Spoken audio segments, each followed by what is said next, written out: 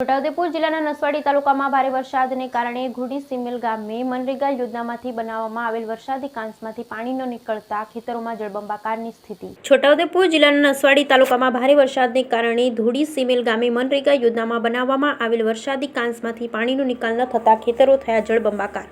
નસવાડી તાલુકાના ઘોડી સિમોલ ગામે 1 કિલોમીટર વિસ્તારમાં નસવાડી તાલુકા પંચાયતના મનરેગા યોજનામાં 20 લાખના ખર્ચે વરસાદી કાંસ રોડની બંને સાઈડ બનાવવામાં આવી હતી, પરંતુ વરસાદી કાંસમાં પાણી ન નીકળતા ખેતરો જળબંબાકાર બન્યા હતા। જ્યારે ખેડૂતોએ ખેતરમાં વાવણી કરેલ બિયારણ ઉગી ગયું, પરંતુ પાણી ભરાઈ જતા બિયારણ નિષ્ફળ જશે। જ્યારે ખેડૂતોએ માંગ કરી છે કે ભારે વરસાદથી ખેતરોમાં પાણી ભરાય છે તેને સર્વે થવું જોઈએ અને સહાય મળવી જોઈએ। Bureau report Rehan Patel, Chhota Udaipur. કયું ગામ છે ને શું પરિસ્થિતિ છે? આ નસવાડી તાલુકાનું ઘોડીસીમેર ગામ છે અને આ ગામને નીકળતા એક મેન હાઈવે પર એક રસ્તો છે।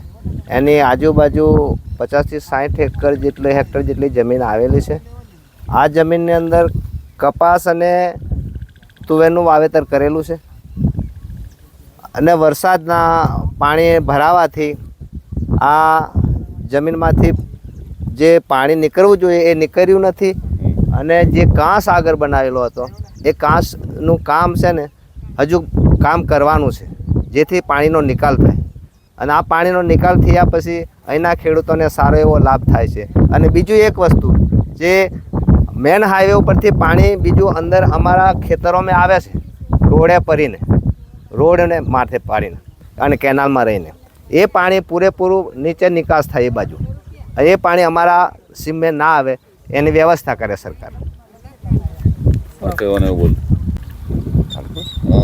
કયા ગામમાં પાણી ભરાયું છે અને શું સ્થિતિ છે? ઘોડીસીમેરમાં પાણી ભરાયું છે સર। ખોદ્યો હતો, 50 થી 70 લાખનો ખર્ચો કર્યો છે, પાણી નીકળતું નથી હજુ બી। હાલમાં બી પાણી છે સર। પાણી કાઢવા માટેની સવલત કરે તો સારું। આજે પાણી ભરાયું છે, કેવી રીતના ભરાયું ને શું વાવણી કેટલી કરી હતી, કેટલો ખર્ચો? વાવણી કમસે કમ સર 50 થી 60 હેક્ટર જમીન હશે, એટલામાં વાવણી કરી હતી। કપાસનું વાવેતર હતું, વાવેતર નિષ્ફળ જાય એવું છે। સરકાર પાસે શું માંગણી કરો? સરકાર પાસે એટલું કે નિકાલ કરે સારું થાય, બીજું શું કહે સર? રટીલાભાઈ કરશનભાઈ। હા, અમારા ગામમાં એમ કે પાણી ભરાઈ ગયા છે તે તાલુકા વિકાસ સાહેબને નમ્ર વિનંતી કે અમે તાત્કાલિક અમારા ગામની સર્વે કરી જાય અને તાત્કાલિક સર્વે કરવા માટે આવે એવી અમારી નમ્ર વિનંતી છે।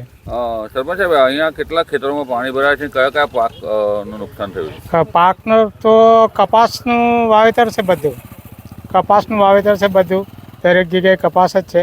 એક ખેતરમાં કપાસ છે, બધા કપાસના પાક બધા નિષ્ફળ જાય એવું છે નહીં। હવે પાણી ભરાઈ ગયા છે, પાણી નિકાલ થાય એવું નથી।